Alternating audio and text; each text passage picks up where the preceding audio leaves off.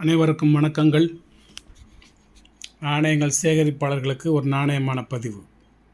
மகாத்மா காந்தி,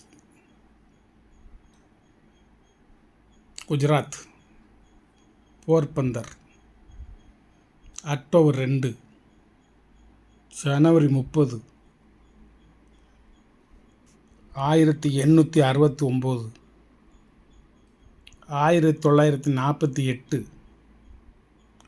1969. இதெல்லாம் காந்தியை நினைவுபடுத்தக்கூடிய தேதி, ஊர், கிழமை, நிகழ்ச்சி.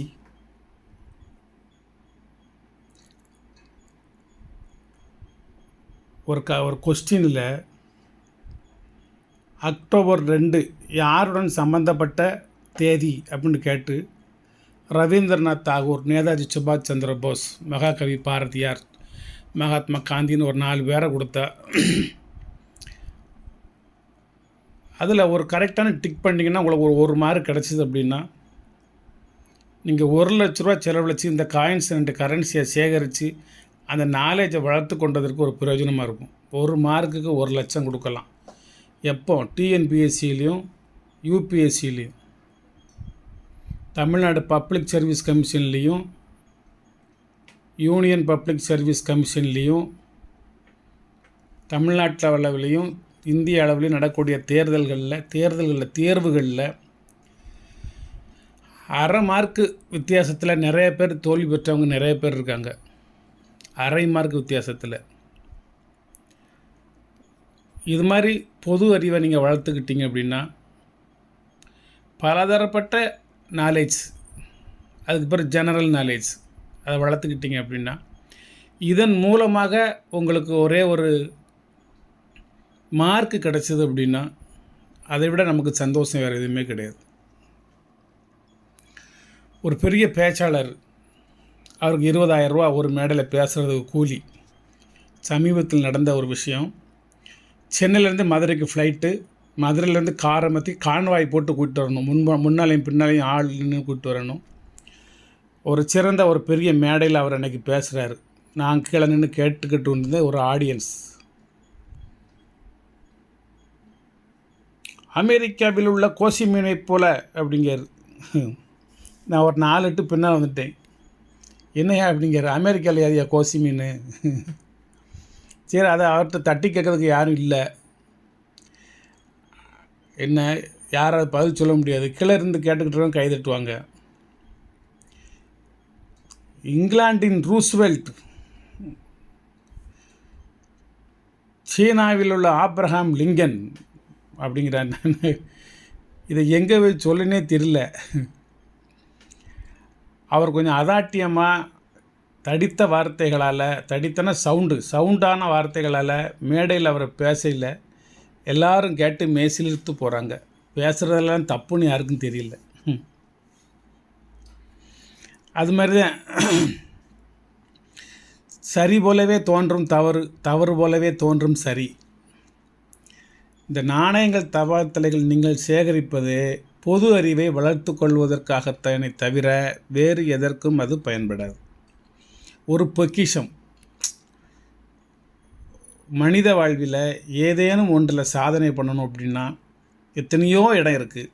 அதில் இது ஒரு சாதனை பண்ணக்கூடிய ஒரு களம், நாணயக்களம், நாணய களஞ்சியம். இது எல்லாமே ஒரு அறிவு சார்ந்த ஒரு பொழுதுபோக்கை தானே தவிர பிஸ்னஸ் சார்ந்தது கிடையாது. உங்கள் ஒரு குறிப்பிட்ட வயசுக்கு அப்புறம் இதில் உங்களுக்கு ஓரளவுக்கு நாலேஜ், அறிவு வளர்ந்ததுக்கப்புறம் உங்களுக்கு 1-2 உங்களோட கலெக்ஷனில் வச்சுக்கிட்டு இது உங்களுக்கு எங்கே வாங்கலாம், எங்கே விற்கலாம்னு உங்களுக்கு விவரங்கள்லாம் தெரிஞ்சதுக்கப்புறம் நீங்கள் மற்ற நண்பர்களோடு இதை பகிர்ந்து கொண்டு நீங்கள் விலைக்கு விற்கலாம். காந்தி நினைவாக வெளியிடப்பட்ட ஒரு கமாமரேட்டிவ் கரன்சி இந்தியாவிலே இது ஒரே ஒரு கரன்சி தான். இதுக்கு பிறகு கமாமரேட்டிவ் கரன்சி வேறு நேருக்கோ, மோதிலாலுக்கோ, இந்திரா காந்தி அம்மையாருக்கோ, வேறு எந்த விதமான தலைவர், ரவீந்திரநாத் தாகூருக்கோ, நேதாஜிக்கோ, சுதந்திர இந்தியாவில் வார்த்தைகளை நீங்கள் கரெக்டாக புரிஞ்சுக்கணும். எவ்வளோ சுதந்திரத்துக்கு முந்தி நேதாஜி படம் போட்ட கரன்சி உண்டு. சுதந்திரத்துக்கு பிறகு சுதந்திர இந்தியாவில் கமாமரேட்டிவ் கரன்சி அப்படின்னு சொல்ல போனால் இது ஒன்று தான். ஆனால் ஒவ்வொரு நினைவாகவும் ஒவ்வொரு கரன்சிலையும் பின்னால் புகைப்படங்கள் உண்டு. இந்த கரன்சியில் வந்து காந்தி புகைப்படம் தவிர வேறு எந்த புகைப்படமும் கிடையாது. முன்பக்கமும் பின்பக்கமும் காந்தி, அந்த இந்தியாவின் தேசிய சின்னம், வேறு எதுவும் கிடையாது. மற்றதுலாம் சார்மினார் கோபுரம், குதுப் மினார், டெல்லி செங்கோட்டை, இது மாதிரி ஒவ்வொரு அசோகா பில்லரு ஒவ்வொரு நினைவாக போட்டிருப்பாங்க. ஒவ்வொரு அது மாதிரி தஞ்சை பிரகதீஸ்வரர் கோயில், இந்த மாதிரிலாம் போட்டு கரன்சிகள்லாம் இருக்குது. ஆனால் ஒரு தனிப்பட்ட ஒரு மனிதருக்காக ஒரு நினைவு கரன்சி வெளியிடப்பட்டது இந்தியாவில் இந்த ஒரே ஒரு தாள் தான். இது வெளியிடப்பட்டது ரிசர்வ் பேங்க் ஆஃப் இந்தியா அல்ல, இது வெளியிடப்பட்டது கவர்மெண்ட் ஆஃப் இந்தியா. கரன்சியில் எழுதியிருக்கும் கவர்மெண்ட் ஆஃப் இந்தியான்னு, மற்றதுலாம் என்ன எழுதியிருக்கும், ரிசர்வ் பேங்க் ஆஃப் இந்தியான்னு எழுதியிருக்கும். இது எல்லாமே டோட்டல் ஒரே கரன்சி தான். 30 கரன்சி வச்சுருக்கேன், 30மே யூஎன்சி தான். இதில் வந்து இந்த இன்செட் பார்த்துக்கலாம் நீங்கள், ஏ, எஃப், ஜே, ஜேல 0 ஃபஸ்ட் இஷ்யூ, அது எல்லாமே எஃப். சீரியல் ப்ராடக்ட் இருக்கும், இது 69, இது 70. சீரியல் ப்ராடக்ட் இருக்கும் நிறைய, எல்லா கரன்சியுமே சீரியல் ப்ராடக்ட் இருக்கும். நான் வந்து முன்னமாக வச்சுருக்கேன். இந்த இருக்கு பாருங்கள், 62, 64, 65, இது 62. இது ஏ இன்செட்டில் உள்ளது. ஏ இன்செட்டில் இந்த பார்த்திங்களா, இது 61, ஏ 61ல் 63, இது ஏ 61ல் 62. நான் தான் அங்கிட்டு கண்ணாப்பண்ணான்னு இப்படி வருஷத்துக்கு அடுக்கி வச்சுருக்கேனே தவிர எல்லாமே 100% யூஎன்சி கரன்சி. யூஎன்சியாக இருக்கிறதுனால ஒரு தாளுடைய ரேட் வந்து 250 ரூபா. கண்டிஷனாக, அதாவது யூஎன்சி இல்லாமல் யூஸ்டு கரன்சியாக இருந்ததுன்னா 150 ரூபாய்க்கு விற்கலாம். என்கிட்ட 1 2 தான் இருக்குது, நிறையா இல்லை. நான் இப்போ வர நிறைய யூஸ்டோ அன்கண்டிஷனோ எதுவும் வாங்குறதில்ல. இப்போ மேக்ஸிமம் 99% நான் யூஎன்சி தான் வாங்குறேனே தவிர, ரொம்ப ரேராக இருந்து யூஎன்சி கிடைக்கல அப்படின்னா குட் கண்டிஷனாக இருந்தால் கொஞ்சம் வாங்குவேன். ஆனால் மேக்ஸிமம் நான் விரும்புகிறது யூஎன்சி மட்டும்தான். ஒரு அற்புதமான ஒரு கலெக்ஷன் யூஎன்சி தாள். இதில் நான் ஏன் இந்த மாதிரி இன்னொரு தான் நல்லா காமிச்சிடுறேன். உங்களுக்கு எந்த நம்பர் இதில் வேணுமோ நீங்கள் அதை வாங்கிக்கிடலாம். ஃபேன்சி நம்பர் இல்லை, உங்களுக்கு பிடிச்ச நம்பர் இருக்கலாம். ஆனால் நான் வருஷம் அந்த நம்பரை மட்டும் காமிச்சிட்டு வரேன்.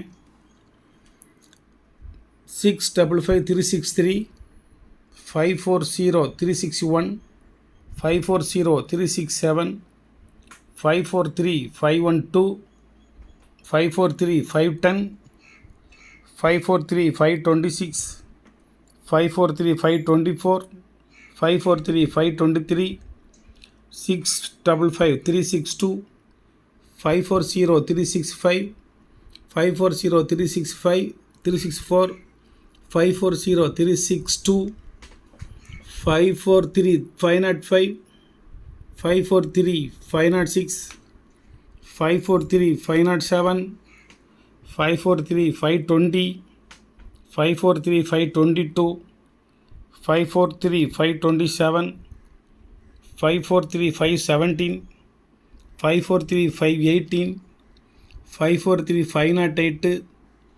543509 543511 540363 543525 540368 540369 540370 543504 543513 ஒரு 30 நம்பர் சொல்லியிருக்கேன். இதில் உங்களுக்கு எது தேவையோ அந்த நம்பரை நீங்கள் வாங்கிக்கிடலாம். வணக்கம், வாழ்த்துக்கள். சப்ஸ்கிரைப் பண்ணுங்கள், ஷேர் பண்ணுங்கள், லைக் பண்ணுங்கள், கமெண்ட் பண்ணுங்கள்.